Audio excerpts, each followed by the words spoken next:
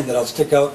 I don't have a hidden agenda, and neither does the rest of the leadership of MSA. There is no hidden agenda.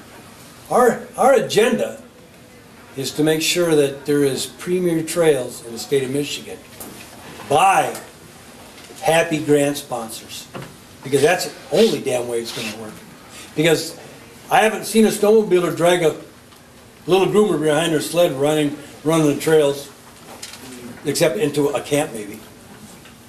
Bruce? At the risk of being confusing, which I sometimes can be, you know, how MSA is directed, or how MSA is managed, or how the board of directors come about. When I came to MSA, sitting in this room and other rooms that we had meetings in, I came here as a board of director from the Jordan Valley Trails Council. Jordan Valley Trails Council is a grant sponsor. That's all we are. We're not a riding club. We're not a social club. We cook breakfast once a year for another club to make money. We're a grant sponsor. Dale DeClark sits here as a board of director of MSA for a grant sponsor. Michael sits here the same way. So part of our governing body, because we're not alone in being a grant sponsor council, part of the governing body of MSA is made up of grant sponsors.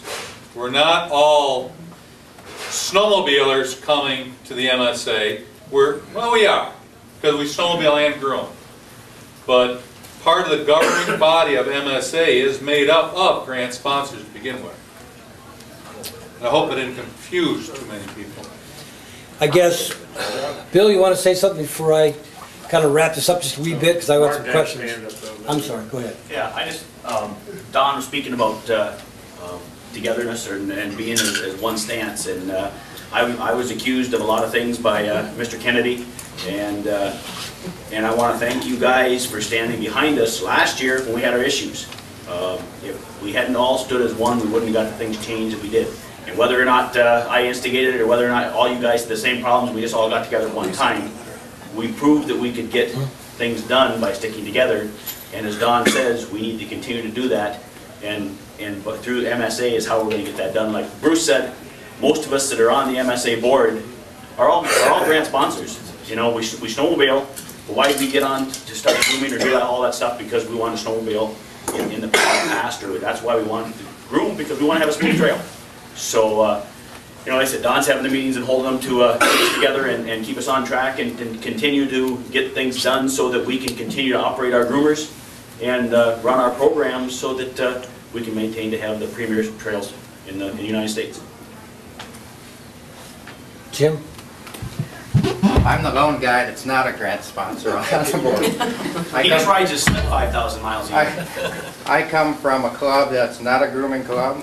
We're not a grant sponsor, but we all love snowmobiling.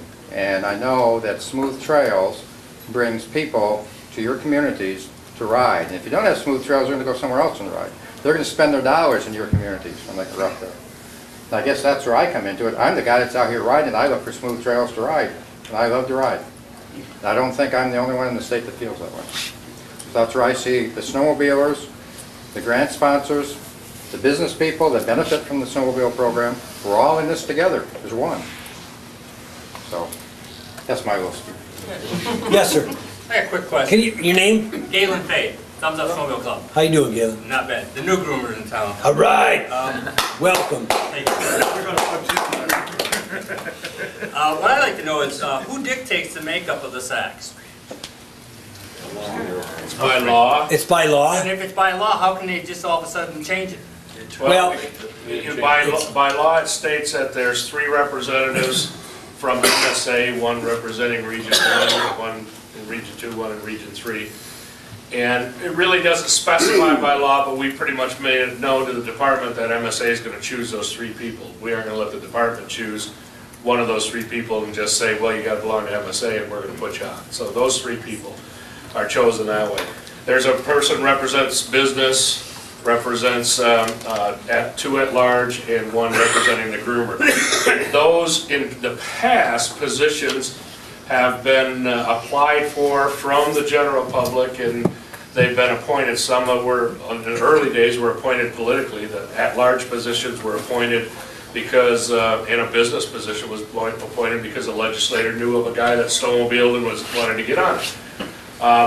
But those are all appointed by the Department of Natural Resources, and by law, we serve at the whim of the director of the Department of Natural Resources. So the director has the right to replace people as she sees fit.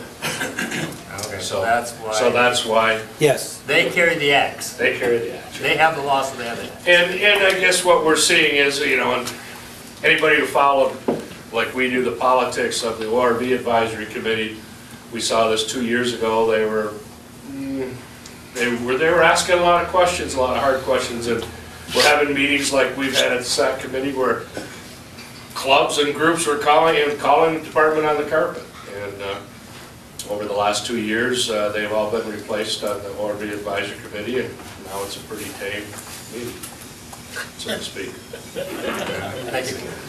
And I guess that's some of the reason why we are willing, we want to assist the grant sponsors. SAC committee hasn't quite been neutered yet. No, They're working on it. they're trying. It's time. Hang on, folks, because I want to get into some question and answers, but there's a couple of people that I want to.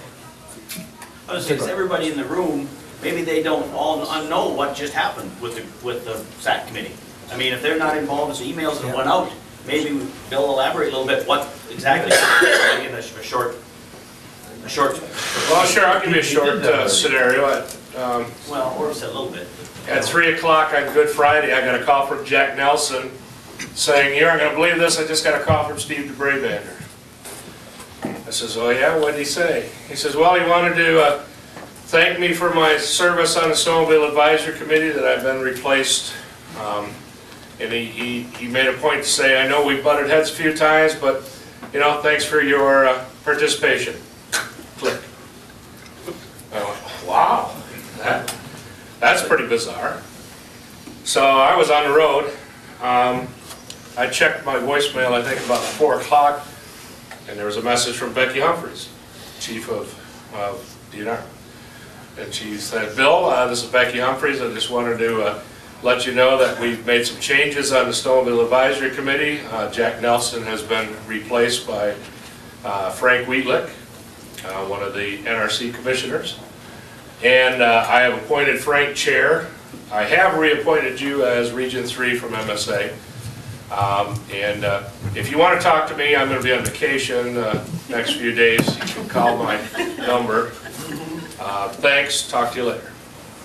And then it wasn't until Bruce Wood called me at dinner that night to let me know what the hell's going on. I said, "What are you talking about?" He said, "We just got an email earlier that day that replaced, you know, told us Dave Thomas was replaced by Rich Filey out of Philly? Philly. Rich Philly out of Grayling. Oh, Dave got replaced too? Wow." He says, "Yeah, Jack Nelson got replaced by Frank Wheatlick, and he's now the chair." And you're no longer the chair. I says, "Yeah, I just found that out."